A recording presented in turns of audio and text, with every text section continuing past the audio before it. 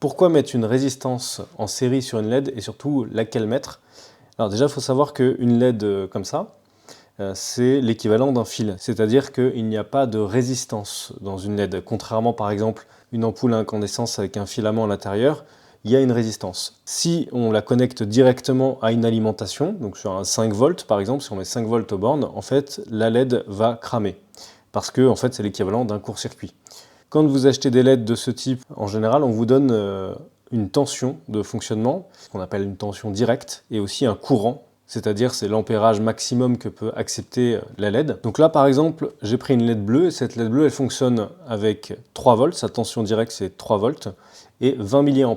Avec ces informations, ça va nous permettre de calculer la résistance nécessaire. Donc pour ça, vous avez la formule qui est R est égal à la tension d'alimentation moins la tension directe divisée par le courant direct. Donc vous pouvez faire soit cette formule à la main, soit vous avez des sites qui vous permettent de simplement calculer la résistance dont vous avez besoin. Donc cette LED là, comme je le disais, elle fonctionne sous 3 volts et 20 mA. Donc si on rentre dans le calculateur, voilà, ça nous donne 100 ohms.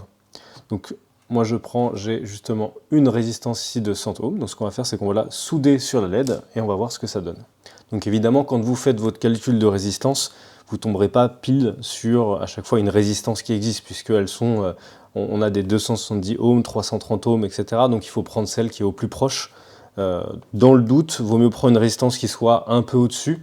Par exemple, si vous tombez sur un calcul qui vous donne une résistance de 210 ohms, je vous conseille d'utiliser peut-être la 270 ohms ou 220 ohms plutôt qu'une résistance plus faible qui risquerait d'avoir un ampérage qui soit un peu au-dessus de ce que peut tolérer la LED.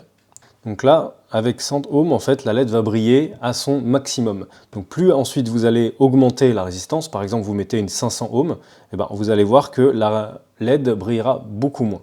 Dans un premier temps, on va la faire briller au maximum. Donc là, on voit que sur la LED, il y a une patte qui est plus longue que l'autre. Donc c'est assez facile, c'est que la patte plus longue, c'est la patte positive, donc c'est là-dessus qu'on va mettre le plus de l'alimentation, et la patte moins, c'est le moins. Pour votre culture, la patte plus, on l'appelle l'anode, et la patte moins, c'est la cathode. Donc très important, effectivement, une LED, comme je le disais, est polarisée. Donc si vous inversez les polarités, vous mettez le moins sur le plus, et le plus sur le moins, ça ne fonctionnera pas. Contrairement à une ampoule à incandescence qui, elle, fonctionne dans les deux sens. La résistance, elle, n'est pas polarisée, donc vous pouvez la mettre dans ce sens-là ou dans l'autre, ça n'a aucune importance. De la même manière, vous pouvez la souder sur la patte plus ou la patte moins, ça n'a aucune incidence, le courant sera freiné de la même manière.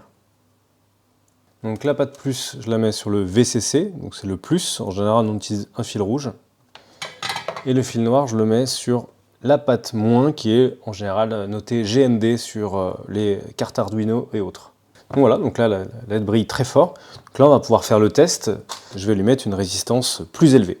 Voilà, là j'ai fait le test en mettant une résistance de 1 kΩ, donc qui est 10 fois plus résistif que la précédente. Là on voit que ça brille quand même beaucoup moins fort.